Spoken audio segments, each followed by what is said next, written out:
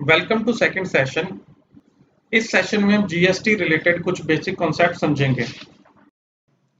इस सेशन में हम जीएसटी लॉ के कुछ मेजर कॉन्सेप्ट समझेंगे, जिनमें मेन है लिएबिलिटी टू पे, यानी कि जीएसटी किस पर अप्लाई होगा, term supply, time of supply, place of supply, value of taxable services and input tax credit.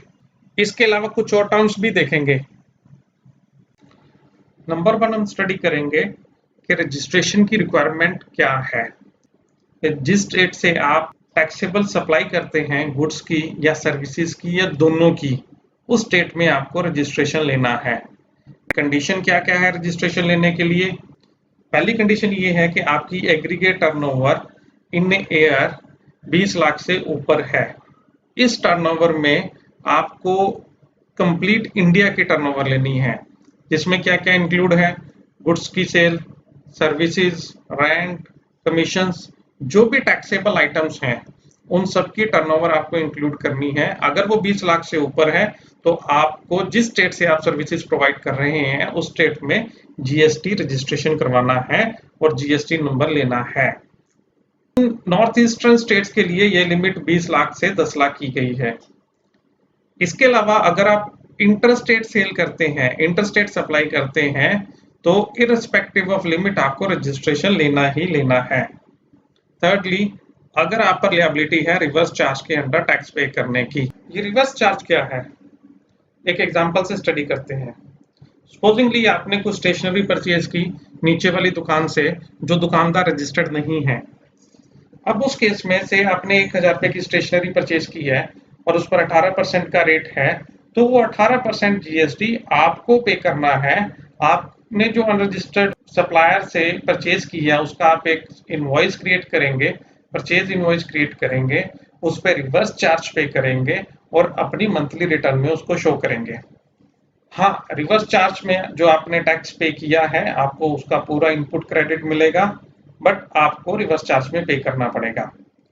कुछ ऐसे केसेस भी हैं जहां पर इवन सप्लायर रजिस्टर्ड है तो भी आपको रिवर्स चार्ज में पे करना है। मोस्टली ये सर्विसेज के केस में है, जैसे एडवोकेट की सर्विसेज हैं, गुड ट्रांसपोर्ट एजेंसी की सर्विसेज हैं। इन सब केसेस में इवन सप्लायर रजिस्टर्ड भी है, आपको रिवर्स चार्ज में टैक्स पे करना है। नेक्स्ट पॉइंट, अगर आप नॉन रेजिडेंट टैक्सेबल पर्सन हैं तब भी रिस्पेक्टिव ऑफ लिमिट आपको रजिस्ट्रेशन करवाना है। अगर आप इनपुट सर्विस डिस्ट्रीब्यूटर हैं तब भी आपको रजिस्ट्रेशन करवाना है इररिस्पेक्टिव ऑफ लिमिट। रजिस्ट्रेशन आपको विद इन 30 डेज करवाना पड़ेगा जब से आपकी लिएबिलिटी टू पे है। हर स्टेट में मिनिमम एक रजिस्ट्रेशन आपको करवाना है। रजिस्ट्रेशन नंबर आपका पैन बेस्ड रहेगा। अच्छा, अब हम डिस्कस करेंगे कंपोजिट डीलर। कंपोजिट डीलर क्या है, इसको कुछ बेनिफिट्स दिए हैं। आप अपने आप को कंपोजिट डीलर रजिस्टर्ड करवा सकते हैं अगर आपकी intra state annual supply of goods 50 lakh तक है, यानी कि intra state local supply with in state of goods. Services के केस में एप्लीकेबल नहीं है। Intra state supply, local supply of goods 50 lakh तक एनुअल टर्नओवर है तो आप अपने आप को एज कंपोजिट डीलर रजिस्टर्ड करवा सकते हैं। उस केस में आप पर थोड़ी सी रिलैक्सेशन है। आपको क्वार्टरली रिटर्न फाइल करनी है, आपको कंसेशनल रेट पर टैक्स पे करना है अपनी कंप्लीट टर्नओवर पर आपको कोई इनपुट टैक्स क्रेडिट नहीं मिलेगा, ना ही आप आगे इनपुट टैक्स क्रेडिट अपने कस्टमर्स को पास ऑन कर सकते हैं। अब हम डिस्कस करेंगे वर्ड सप्लाई। देखिए, जीएसटी का सबसे इंपॉर्टेंट वर्ड है ये सप्लाई। जीएसटी लॉ पूरा इसके आसपास रिवॉल्व करता है। इसकी डेफिनेशन भी बहुत इंटरेस्टिंग है। पहले देखते हैं क्या है इसकी डेफिनेशन। यहाँ पर प्लीज एक चीज नोट कीजिएगा कि हम अभी कंप्लीट डेफिनेशंस नहीं डिस्कस कर रहे, ओनली इंपॉर्टेंट कॉन्सेप्ट जो रूटीन में हम पर अप्लाई होंगे उसको डिस्कस करेंगे। सप्लाई वर्ड्स की डेफिनेशन ऐसे है, supply includes all form of supply of goods and obligor services such as sale, transfer, barter, exchange, license, rental, lease, or disposal, made or agreed to be made for a consideration by a person in the course or furtherance of the business. इस definition में से हम क्या क्या extract कर सकते हैं? Number one, ये एक इंक्लूसिव डेफिनेशन है, नॉट एक्सक्लूसिव। जो इसमें दिया हुआ है उसके अलावा इस तरह की और भी कोई ट्रांजैक्शन है तो वो इसमें कवर होंगी। ये लिखता है the word supply include all forms of supply of goods की या सर्विसेज की या दोनों की, such as sale, transfer, barter, exchange, etcetera etcetera, और इस टाइप की कोई भी ट्रांजैक्शन आप करते हैं तो इसमें कवर्ड रहेगी। सेकंड पॉइंट इसमें देखने वाला है सप्लाई मेड और to be made. That means अगर आपने कोई भी अमाउंट सी सप्लाई के रिलेशन में एडवांस में लिया है तो आपको उस पर जीएसटी देना पड़ेगा, और उसका क्रेडिट जो है तब तक कस्टमर को नहीं मिल सकता जब तक आप उसके अगेंस्ट इनवॉइस इश्यू नहीं कर देते। तो ये एक ड्रास्टिक चेंज है। अभी तक ऐसा सिर्फ सर्विस टैक्स में था। नेक्स्ट पॉइंट इसमें है फॉर अ कंसिडरेशन। कुछ केसेस में विदाउट कंसिडरेशन भी सप्लाई मानी जाएगी, वो आगे देखेंगे। नेक्स्ट, बाय अ पर्सन, और यहाँ पर बहुत इंपॉर्टेंट एस्पेक्ट है। यहाँ पर नहीं लिखा by a person to some other person, यहाँ लिखा है by a person. That means एक पर्सन अगर अपने आप को ही सप्लाई दे रहा है तब भी वो डेफिनेशन में इंक्लूड होगी। फॉर एग्जाम्पल, आपकी दो ब्रांचेज हैं, एक दिल्ली में एक हरियाणा में। अगर दिल्ली की ब्रांच हरियाणा की ब्रांच को कुछ भी सप्लाई करती है, स्टॉक ट्रांसफर करती है, तो वो सप्लाई ट्रीट होगी और उस पर आपको आईजीएसटी पे करना पड़ेगा। पहले की तरह एफ फॉर्म के अगेंस्ट आप टैक्स फ्री सप्लाई नहीं कर सकते। एक और इम्पोर्टेंट एस्पेक्ट सप्लाई का कि सप्लाइड गुड्स और सर्विसेज आपके करंट बिजनेस में भी यूज हो सकती है और फ्यूचर बिजनेस पर्पसेस के लिए भी यूज हो सकती है। अगर हम कोई भी सर्विसेज और गुड्स विदाउट कंसिडरेशन किसी रिलेटेड या अनरिलेटेड पार्टी को सप्लाई करते हैं, ट्रांसफर करते हैं, लाइक गिफ्ट और फ्री सैंपल्स, वो भी टैक्सेबल रहेंगे। इसमें एक एग्जम्पशन है, एक एम्प्लॉयर अपने एम्प्लॉय को सालाना पर एनम 50,000 रुपए तक की गिफ्ट दे सकता है। वन मोर पॉइंट, अगर आपको ये अपना एसेट डिस्पोज ऑफ करना चाहते हैं विदाउट कंसिडरेशन, लाइक डोनेट करना चाहते हैं किसी एनजीओ को जिस पर आपने इनपुट क्रेडिट लिया हुआ है, तो उस पर भी आपको जीएसटी पे करना पड़ेगा। Import of services with a consideration, चाहे in the course of business और फर्दरेंस ऑफ बिजनेस में है या नहीं, वो सप्लाई ट्रीट होगा। अभी तक ये क्लियर हो गया कि जीएसटी सप्लाई पर लगेगा, पर वो सप्लाई मानी कब जाएगी, कब हमें जीएसटी पे करना पड़ेगा, कब वो लेवी होगा, इसके लिए हमें टाइम और सप्लाई समझना पड़ेगा। तो time of supply of goods and services के केस में क्या होगी? Earlier of following three. Number one, issue of invoice, जिस डेट को आपने इनवॉइस इशू किया। Number two, last date by which invoice is to be issued, यानी कि लास्ट डेट जब तक आपको इनवॉइस इशू करना था। और थर्ड, रिसीट ऑफ पेमेंट, जब आपके पास पेमेंट आई। तो इन तीनों पॉइंट में से जो अर्लियर पॉइंट होगा, जो अर्लियर डेट होगी, उस डेट को टाइम ऑफ सप्लाई माना जाएगा, उस डेट को आप पर जीएसटी पे करने की लिएबिलिटी आ जाती है। अब क्वेश्चन ये है कि last date of issue of invoice क्या है? देखिए, इन केस ऑफ गुड्स, अगर गुड्स की मूवमेंट रिक्वायर्ड है, सेलर को बायर को गुड्स भेजने हैं कहीं दूसरी प्लेस पर, तो जिस मोमेंट गुड्स रिमूव किए उसने अपने बिजनेस प्लेस से, तो उसको इनवॉइस बनाना है। वो point of time last point है जब तक उसको इनवॉइस रेज करना है। अगर गुड्स मूवमेंट की रिक्वायरमेंट नहीं है, like in case of store, आप स्टोर में जाते हैं, वहां मटेरियल देखते हैं और उसको ले लेते हैं, तो जब गुड्स की आपको डिलीवरी दी गई है तब इनवॉइस क्रिएट करना मैंडेटरी है। वो लास्ट पॉइंट ऑफ टाइम है जब तक इनवॉइस रेज करना है। Second, in case of services completion के विद इन 30 डेज में आपको इनवॉइस इशू करना है। Time of supply in case of reverse charge, again earlier of 3 dates. Number 1 जब आपके पास मटेरियल आया, नंबर 2 जब आपने पेमेंट की, number 3 30 days in case of goods after issuance of invoice और 60 days in case of services। In case of voucher, time of supply क्या है? ये vouchers क्या होते हैं? ये vouchers for example gift voucher है। किसी बड़े ब्रांड ने अपनी सेल्स प्रमोशन के लिए डिस्काउंट वाउचर्स इशू कर दिए। अगर वाउचर इशू के टाइम पर सप्लाई आइडेंटिफाइड है, उस पर लिखा हुआ है कि ये पर्टिकुलर आइटम्स पर डिस्काउंट है, अगर वो आइडेंटिफाइड है तो जब वाउचर इशू हुए वो टाइम ऑफ सप्लाई माना जाएगा। अगर ऐसा आइडेंटिफाइड नहीं है तो उस केस में जब वाउचर रिडीम होगा वो टाइम ऑफ सप्लाई ट्रीट होगा। अब हम दो बहुत इंपॉर्टेंट टर्म्स डिस्कस करेंगे, लोकेशन ऑफ सप्लायर और प्लेस ऑफ सप्लाई। ये दो टर्म्स डिसाइड करेंगी कि सप्लाई इंट्रा स्टेट है या इंटरस्टेट है। इसका सिग्निफिकेंस क्या है? हमने डिस्कस किया कि जीएसटी डेस्टिनेशन बेस्ड टैक्स है और कंज्यूमिंग स्टेट को उस टैक्स का शेयर जाएगा, पर वो पता कैसे लगेगा? वो पता लगेगा प्लेस ऑफ सप्लाई से।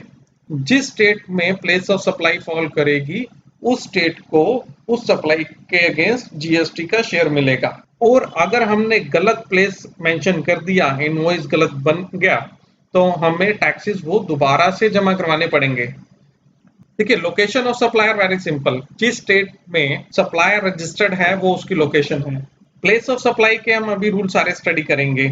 अगर location of supplier place of supply within same state है तो इंट्रा स्टेट इनवॉइस बनेगा, इंट्रा स्टेट सप्लाई कहलाएगी। अगर लोकेशन ऑफ सप्लायर और place of supply different states में है तो that will be treated as inter state sale और इंटर स्टेट इनवॉइस बनेगा और उस पर आईजीएसटी लगेगा। Now let us discuss place of supply. पहले place of supply for goods discuss करते हैं। यहाँ पर डिफरेंट केसेस हैं तो वन बाय वन हम डिस्कस करेंगे। Number 1 is when movement of goods is required. Supposedly Delhi के एक सप्लायर ने मटेरियल भेजना है राजस्थान, उसने ट्रक पर लोड किया, ट्रक दिल्ली से चला, हरियाणा से होते हुए राजस्थान पहुंचा। तो प्लेस ऑफ सप्लाई क्या है? इस केस में प्लेस ऑफ सप्लाई वो स्टेट है जहां पर अल्टीमेटली डिलीवरी टर्मिनेट हुई। तो हमारे इस एग्जांपल में राजस्थान में डिलीवरी टर्मिनेट हुई है तो वो प्लेस ऑफ सप्लाई माना जाएगा। सेकंड केस है when goods are supplied by transfer of document during the movement of goods।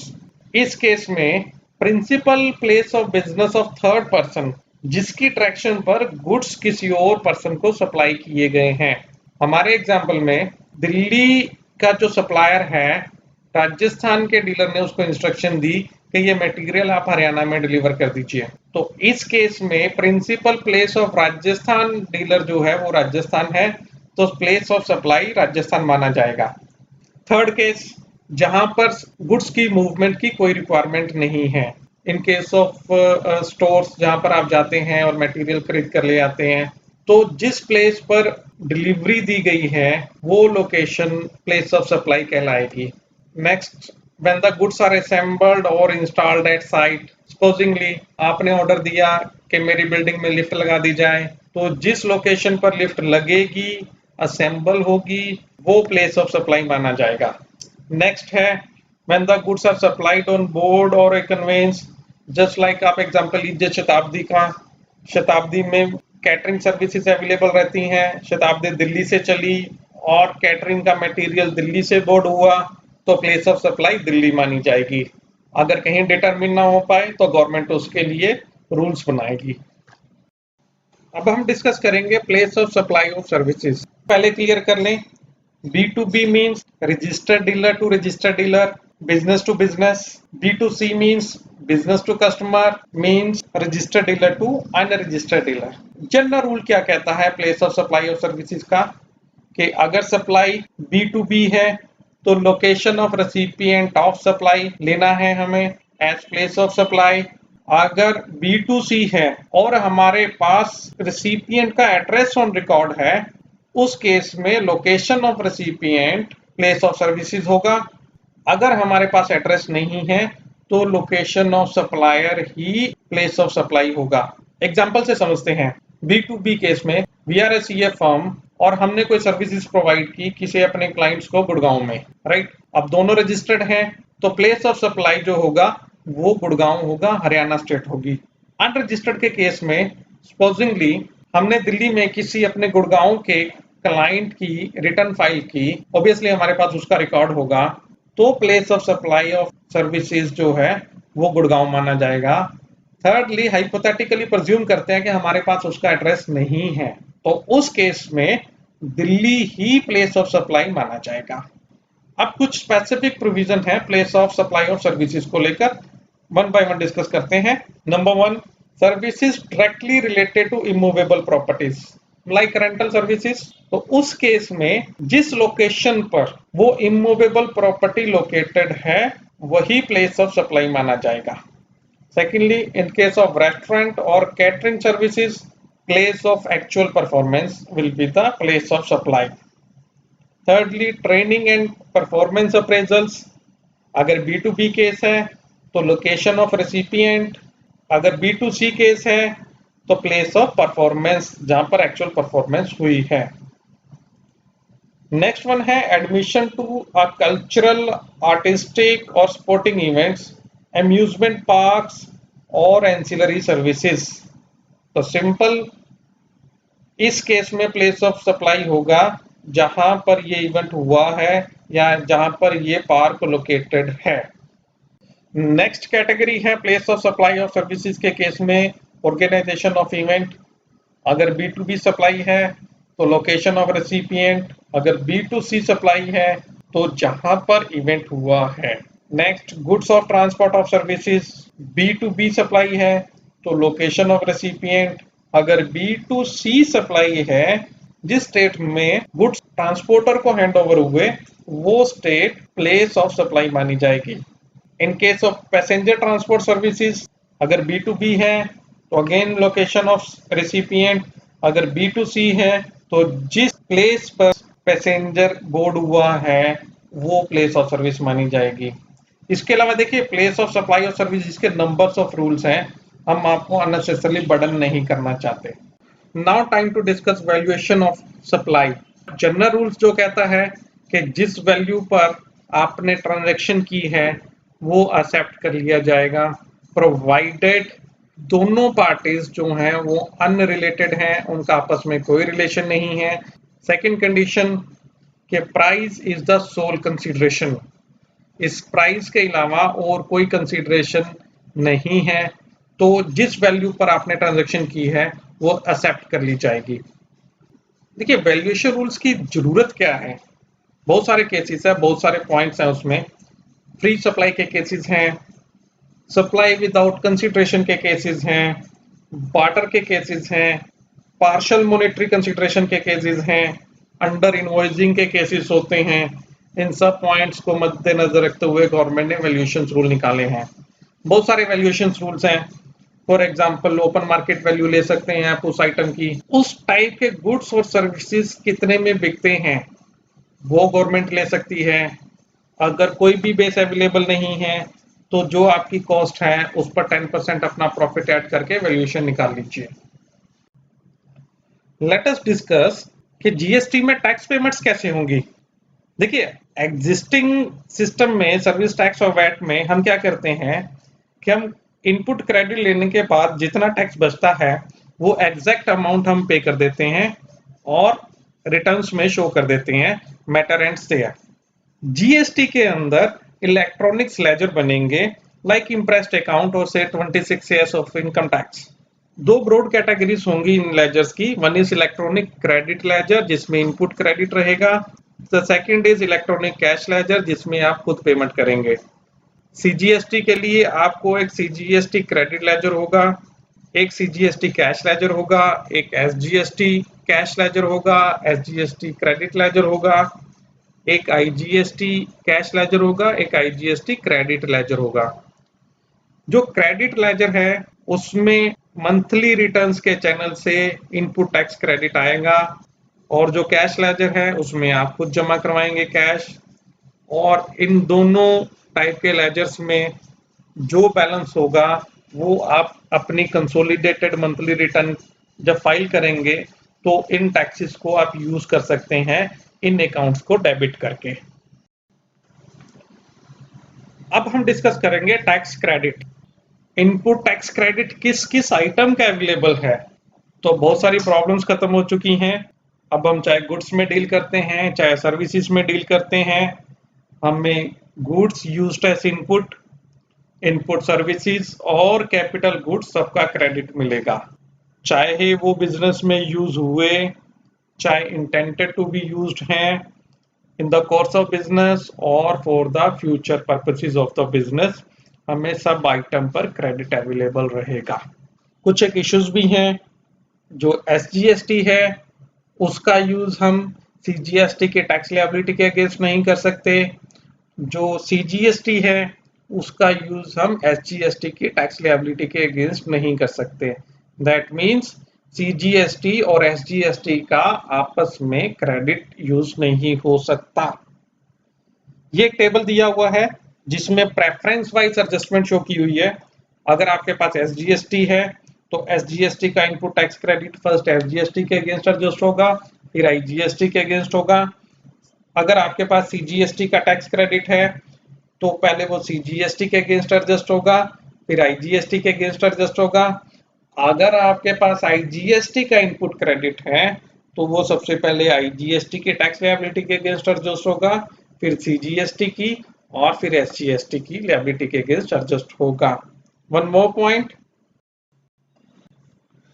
कुछ ऐसी भी गुड्स और सर्विसेज हैं जिनका इनपुट टैक्स क्रेडिट अवेलेबल नहीं होगा, like motor vehicles, foods and beverages, outdoor catering, beauty treatment, health services, cosmetic and plastic surgeries, rent a cab, life insurance, health insurance surgery, membership of a club, health and fitness center, और जो goods आपके खो गए, चोरी हो गए, destroy हो गए, आपने राइट ऑफ कर दिए, डिस्पोज ऑफ कर दिए, गिफ्ट दे दिए, फ्री सैंपल्स दे दिए, इन किसी का भी आपको इनपुट क्रेडिट अवेलेबल नहीं होगा।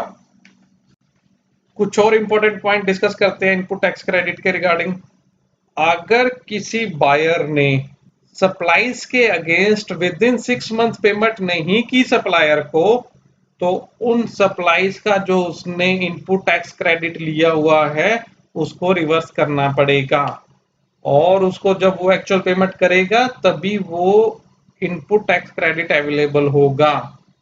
मीनिंग देयर बाय कस्टमर को टैक्स क्रेडिट अवेल करने के लिए विद इन 6 मंथ पेमेंट करनी होगी। अगर वो विद इन 6 मंथ पेमेंट नहीं करता तो उसको टैक्स क्रेडिट जो उसने अवेल किया था सप्लाईज के अगेंस्ट वो उसको रिवर्स करना पड़ेगा, और जिस पॉइंट पर वो एक्चुअल पेमेंट करेगा उसको उस पॉइंट पर वो दोबारा अवेलेबल होगा। एक और पॉइंट आपको ध्यान रखना होगा कि अगर आपने किसी सप्लाईज के अगेंस्ट एडवांस लिया है, आपको उस पर जीएसटी जमा करवाना है, और उस जीएसटी का इमीडिएट क्रेडिट बायर को नहीं मिलेगा, उसको तभी मिलेगा जब आप उस सप्लाईज का इनवॉइस रेज करेंगे। थर्ड पॉइंट, कुछ एक सर्विसेज ऐसी हैं जिनके केस में आपको जो ओवरफ्लो ऑफ टैक्स क्रेडिट है वो अलाउड नहीं है, लाइक इन कंस्ट्रक्शन कॉन्ट्रैक्ट, और कुछ टेक्सटाइल आइटम्स ऐसी हैं जिनके केस में अगर आपके पास ओवरफ्लो टैक्स क्रेडिट आ जाता है तो आपको रिफंड नहीं मिलेगा।